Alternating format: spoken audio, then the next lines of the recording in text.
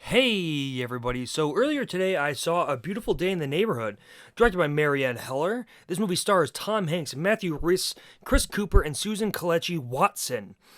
This really might be my favorite movie of the year, and if it's not, it's in the top 5.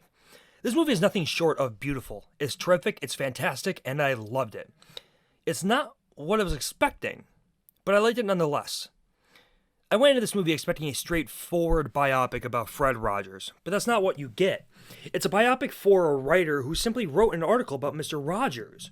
The marketing, I think at least in a way, lied about what this movie was going to be.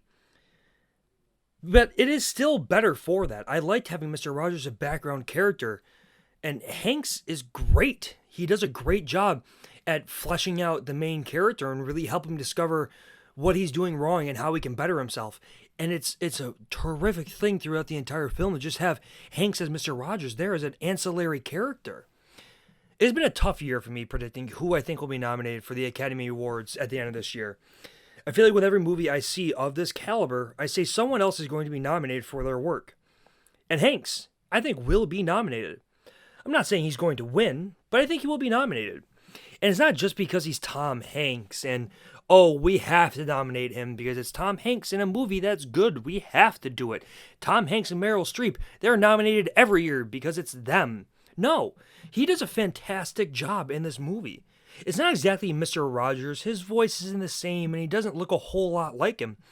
But I think it comes closer to him than anyone else I could possibly think of.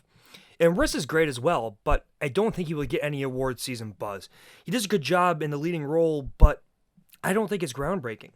Now, as for the story, I really enjoyed it. I thought it was paced nicely and loved the framing devices they used. In the scene transitions, in them they used little miniatures, just like the show did, as transitions and show changes in location and time. And it's wonderful. It's really cool to see.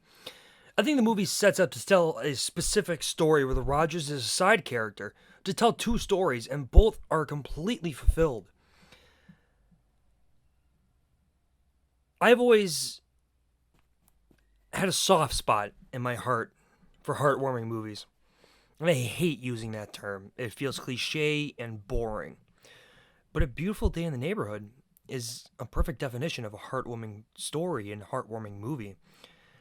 I did not think that this would be nearly as good as the documentary Won't You Be My Neighbor from last year. I thought this movie was unnecessary. It didn't need to happen. It didn't need to be told.